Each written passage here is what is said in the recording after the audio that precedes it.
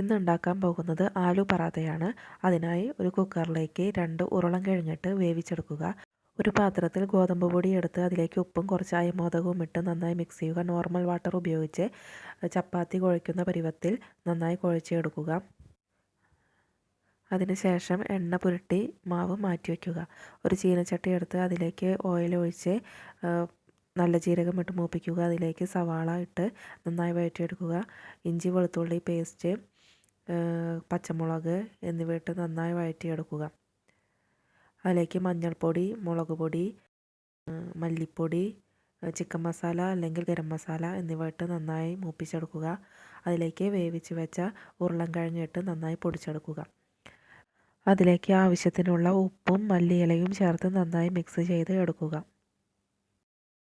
തയ്യാറാക്കി വെച്ചിരിക്കുന്ന ഗോതമ്പ് മാവ് എടുത്ത് ഓരോ ഉരുളകളാക്കി എടുക്കുക.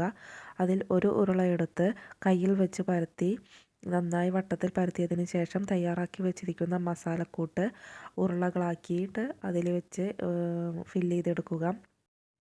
പിന്നീട് ചപ്പാത്തിക്ക് പരത്തുന്ന പോലെ തന്നെ പരത്തിയെടുക്കുക.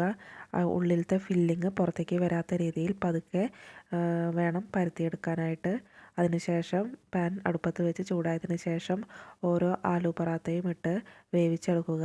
മുകളിൽ ഒരു ബട്ടറിൻ്റെ പീസ് ഇട്ട് മെൽറ്റാക്കിയതിന് ശേഷം മറിച്ചിട്ട് വേവിച്ചെടുക്കുക. ഇപ്പോൾ നമ്മുടെ ആലു പറാത്ത റെഡിയായിരിക്കുന്നു.